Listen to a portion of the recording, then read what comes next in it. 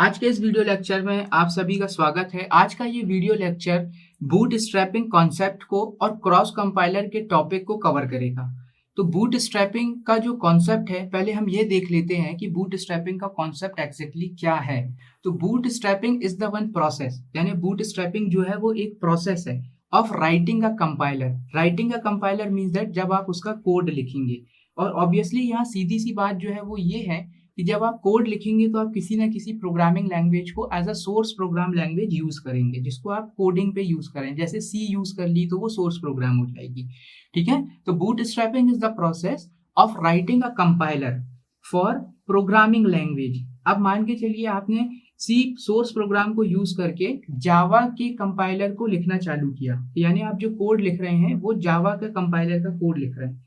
Clear? तो ये तो एक कॉन्सेप्ट है, लेकिन बूट स्ट्रैपिंग का कॉन्सेप्ट क्या कहता है? वो ये कहता है कि आपने बूट स्ट्रैपिंग स्टार्ट करी, यानी आप कोड लिख रहे हैं कंपाइलर का एक सोर्स प्रोग्राम को यूज करके। तो यहाँ जो आपका सोर्स प्रोग्राम है वो है सी।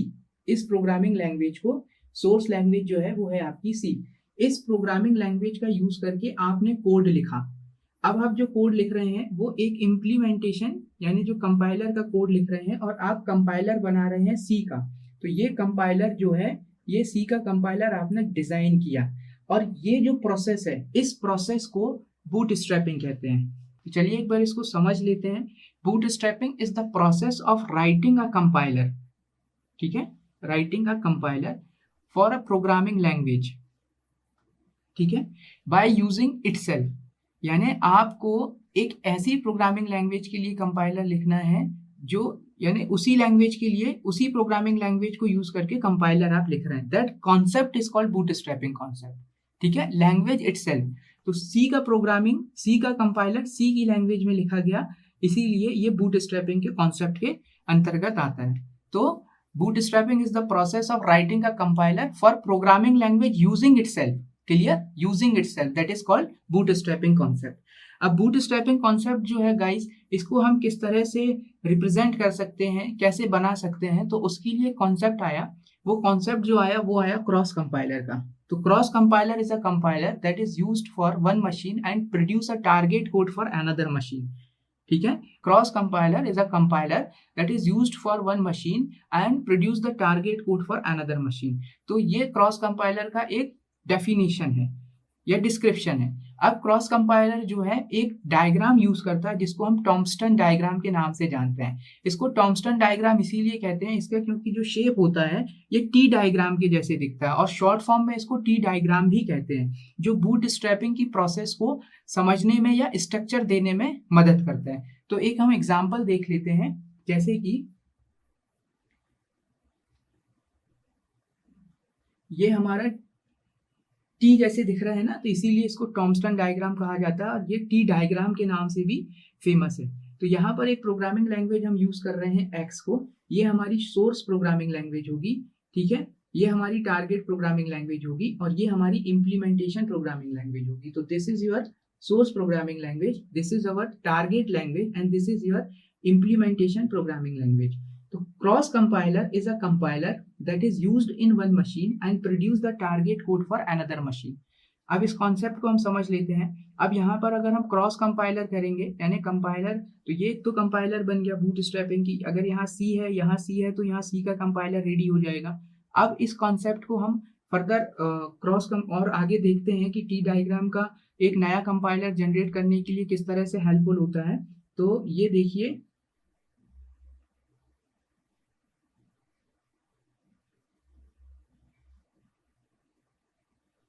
ठीक है, ये बना, और ये यहाँ पर आ जाएगा हमारा एक और कंपाइलर। ठीक है, अब देखिए इसका कंस्ट्रक्शन कैसे करते हैं। तो इसके कंस्ट्रक्शन में जो आपकी इम्प्लीमेंटेशन लैंग्वेज होगी, ये इसके लिए और इसके लिए सेम होगी। अगर यहाँ पर जैसे मैंने इम्प्लीमेंटेशन लैंग्वेज वाई यूज किया हूँ, तो यहाँ पर भी मुझको वाई ही यूज करना पड़ेगा। So this is the common. Clear?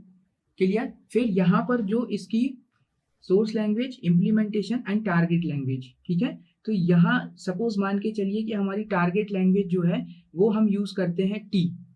ठीक है, तो यहाँ पर भी जो टारगेट लैंग्वेज है वो टी ही होना चाहिए।